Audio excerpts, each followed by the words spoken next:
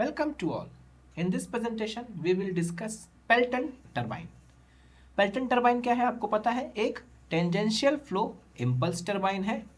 ये कहाँ पे इस्तेमाल की जाती है? ये जनरली हाई हेड एप्लीकेशंस में इस्तेमाल की जाती है, मतलब जहाँ पे हाई हेड अवेलेबल हो वहीं पे इस्तेमाल की जाती है। इसका हेड रेंजिंग ऑपरेशन, हेड की रेंज कितनी अवेलेबल ऑपरेट कर सकती है? 200 मीटर से 1500 मीटर के बीच का जो हेड अवेलेबल है वहाँ पे ये बड़े आसानी से इस्तेमाल किया जा सकता है, वहीं पे ये सूटेबल है। अब इसकी जो लार्जेस्ट यूनिट है अप टू 200 मेगावाट तक का एक सिंपल लार्जेस्ट यूनिट, अगर इसकी बड़ी से बड़ी यूनिट बनाएंगे 200 मेगावाट का जनरेशन कर पाएगी। इसका इनोवेशन कब हुआ, कब फॉर्म हुई है? इसको पेल्टन नामक एक इन्वेंटर ने इन्वेंट किया, इसी के नाम पे इसका नाम पड़ गया पेल्टन। 1890 के अराउंड इसका क्या हुआ, इनोवेशन हुआ था, जब इसको ये लोगों की जानकारी में आई थी। उसके बाद ये क्या है, high head low flow turbine है। अब जाहिर सी बात है, जब हाइट बढ़ जाएगी तो कम वॉल्यूम ऑफ वाटर का फ्लो कराने में ही अपने को सेम पावर मिल जाएगी, इसलिए high head low flow sites के लिए ये टरबाइन मोस्ट सुटेबल है, मोस्ट एफिशिएंट रहती है। इसका एक सेक्शनल व्यू अपन लोग देख सकते हैं। सेक्शनल व्यू मतलब एक हॉरिजॉन्टल शाफ्ट है अपने पास, उस हॉरिजॉन्टल शाफ्ट में क्या है, अपना एक रनर लगा हुआ है। अभी थोड़ा सा यहां पे समझिए, ये एक हॉरिजॉन्टल शाफ्ट है, इसमें क्या है, एक रनर लगा हुआ है। अब इस रनर में क्या है, अपना बकेट शेप्ड के क्या लगे हुए हैं,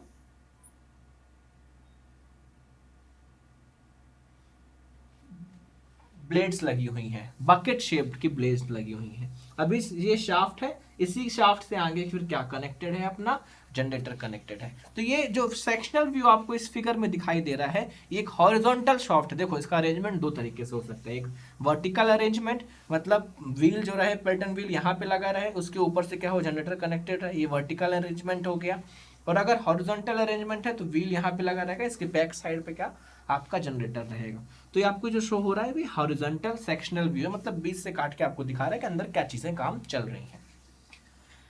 अब पेल्टन टरबाइन के कुछ इंपॉर्टेंट कंपोनेंट्स होते हैं, जैसे कि रनर होता है। रनर में क्या होता है, वेन्स। वेन्स क्या होती है, बकेट्स वेन्स को कहा जाता है, क्योंकि बकेट शेप्ड की रहती हैं।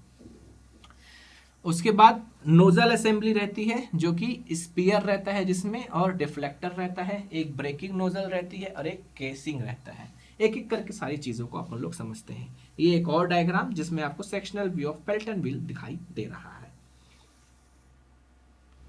अब क्या होता है, हेड जो है, अब पानी पेल्टन व्हील में क्या हो रहा है, जितना वेलोसिटी अपने को मिला उतना वेलोसिटी क्या जा रहा है, इंपल्सिव फोर्स क्रिएट कर रहा है बकेट्स पे, और वो बकेट्स क्या कर रही है, रनर को रोटेट कर रही है। अब वेलोसिटी किस पे डिपेंड करता है, अपना कितना वेलोसिटी मिलेगा, वो एच पे डिपेंड करेगा। 2 और जी तो कांस्टेंट है, तो जितना हेड रहेगा उतना वेलोसिटी मिलेगा, और जितना वेलोसिटी मिलेगा उतना ही वो क्या करेगा, इंपल्सिव फोर्स क्रिएट करेगा। ठीक, अब हेड जो है क्या ऑलवेज कांस्टेंट रहेगा? हेड रहेगा जो क्या, वो ऑलवेज कांस्टेंट रहेगा? नहीं रह सकता।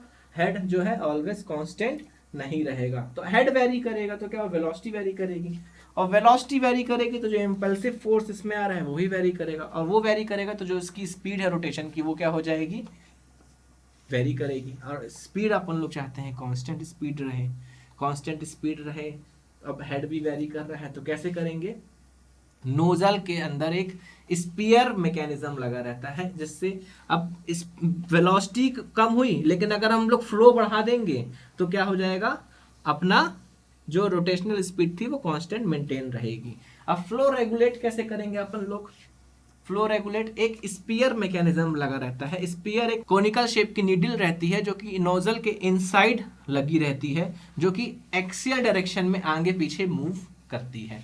अब इससे क्या होता है, जैसे ही हमने क्या किया, अपने को वॉल्यूम फ्लो रेट बढ़ाना है, तो स्पीयर को हम लोग क्या करें, पीछे खींच दिए स्पीयर को, तो जो स्पीयर और नोजल के बीच में गैप है वो गैप बढ़ जाएगा, और जब गैप बढ़ गया तो ज्यादा वॉल्यूम ऑफ वाटर क्या होगा, निकलेगा नोजल से, जेट पे स्ट्राइक करेगा ब्लेड पे, तो अपनी जो रोटेशनल स्पीड की जो वेलोसिटी कम हो रही थी अपने को कंपनसेट कर देगा।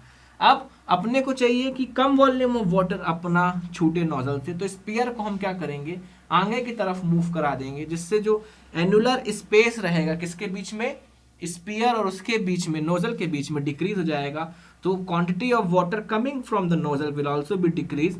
सो अपनी जो डिमांड रहेगी पावर की कम ज़्यादा प्रोड्यूस करने की, उस हिसाब से अपन लोग इसको स्पीयर को रेगुलेट करके अपना क्वांटिटी ऑफ वाटर मेंटेन करके कर सकते हैं। क्योंकि पावर जो जनरेट होगा, पी फॉर पावर, पावर जो जनरेट होगा वो किसके प्रोपोर्शनल होगा कि कितना वॉल्यूम ऑफ वाटर निकल रहा है और कितना हेड अवेलेबल है।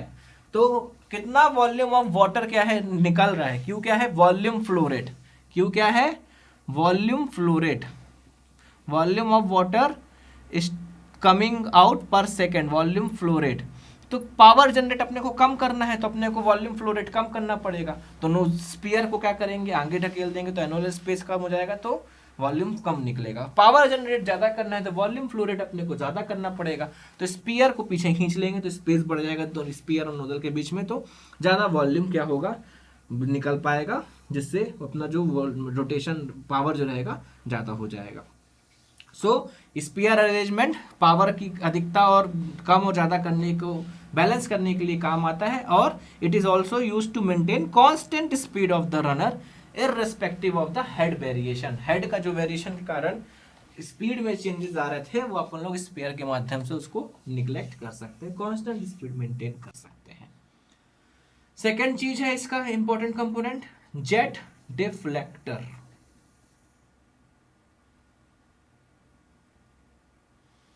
ठीक है, अब मान लीजिए सडनली क्या हुआ कि जो हेड था वो बहुत डिक्रीज हो गया, सडनली क्या हुआ, हेड जो था बहुत डिक्रीज हो गया। तो अपने को क्या करना है, सडन डिक्रीज हो गया हेड, तो नोजल को क्या सडनली अपन लोग क्लोज नहीं कर सकते, नोजल को सडनली क्लोज करेंगे या सडनली क्या हुआ, मान लीजिए पावर की रिक्वायरमेंट क्या हो गई, कम हो गई, बहुत ज़्यादा कम हो गई, बहुत ही कम हो गई, या हेड बहुत ही कम हो गया।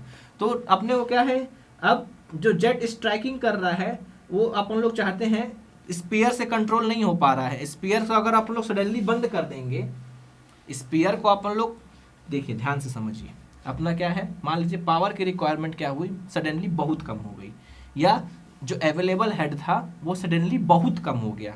तो अपने को क्या करना है, अभी तो थोड़ा बहुत हेड का वेरिएशन होता था तो अपन लोग स्पीयर को आगे पीछे करके फ्लो कंट्रोल करके मेंटेन कर लेते हैं, लेकिन जब सडनली बहुत कम हो जाएगा तो अपने को क्या करना पड़ेगा, स्पीयर को बहुत आगे भेजना पड़ेगा। स्पीयर को सडनली यदि हमने नोजल में बंद कर दिया तो जो पीछे से पानी आ रहा है उसमें एक शॉक वेव प्रोड्यूस होंगी, और शॉक वेव प्रोड्यूस इतनी तेज होंगी कि जो पेन स्टॉक है उसको क्रैक कर देंगी, डैमेज कर देंगी। तो अब क्या किया जाए, जब सडनली हेड बहुत कम हो गया तो स्पीयर के माध्यम से अपन लोग कंट्रोल नहीं कर पा रहे, तो अब सडनली जब बहुत ज़्यादा वेरिएशन आया तो स्पीयर की जगह अपन लोग क्या करते हैं, एक जेट डिफ्लेक्टर रहता है। तो जेट मान लो पहले ऐसे गिर रहा था तो जेट को डिफ्लेक्ट कर देंगे तो ऐसे गिरने लगेगा, तो ऐसे गिरने लगेगा तो क्या होगा, जो जेट जाके ब्लेड पे स्ट्राइक कर रहा था वो जेट अब क्या होगा, हल्का फुल्का ब्लेड से स्ट्राइक करते हुए निकल जाएगा, जिससे जो सडन घुमान डिक्रीज करनी थी फ्लो रेट वो अपने आप फ्लो तो हो रहा है लेकिन वो स्ट्राइक ही नहीं कर रहा, जिससे अपने जो सडन डिक्रीज हुआ था हेड या पावर रिक्वायरमेंट वो अपनी बैलेंस हो जाएगी। इस डायग्राम में देखिए बी डायग्राम जो शो कर रहा है वो डिफ्लेक्टर जो है नॉर्मल पोजीशन में है, जिसमें जो जेट का जो ट्रेजेक्ट्री है वो बकेट के अलोंग है, लेकिन जो सी डायग्राम में है जेट की जो ट्रेजेक्ट्री है वो बकेट को टच करते हुए निकल रही है, जिससे अपने को क्या मिल रहा है, जो फ्लो रेट अपने को कंट्रोल करना, सडन फ्लो रेट कंट्रोल करना था जो कि स्पीयर के माध्यम से नहीं हो पा रहा था, वो अपन लोग कर सकते हैं।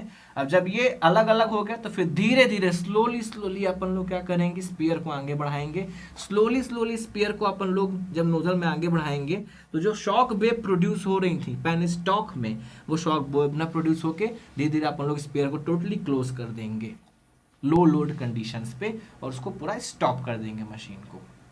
अब जब नोजल पूरा स्टॉप हो गया, नोजल से जेट आना बंद हो गया तो टरबाइन को क्या होना चाहिए, रुक जाना चाहिए।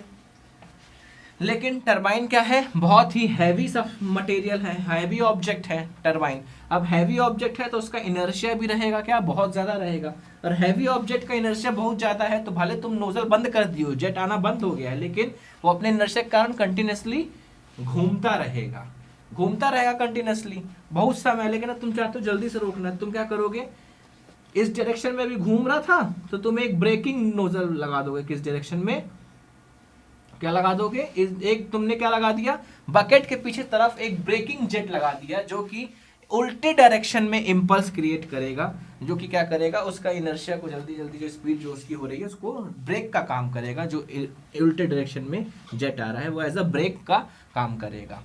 इसका ब्रेकिंग जेट का एक और काम रहता है, टरबाइन को जब अपन लोग रोटेट बंद करते हैं तो अपन लोग चाहते हैं कि वो whirling speed fraction of second में क्रॉस कर जाए, क्योंकि वर्लिंग स्पीड में रेजोनेंस में यदि वो थोड़ी देर भी रह गई तो वो फेल कर जाएगी उसकी शाफ्ट। तो अपन लोग चाहते हैं रेजोनेंस बिल्कुल ना है, वो फ्रैक्शन ऑफ सेकंड में क्रॉस कर जाए, इसके लिए अपन लोग ब्रेकिंग जेट लगाते हैं तो फ्रैक्शन ऑफ सेकंड में वो रेजोनेंस स्पीड क्रॉस कर जाए।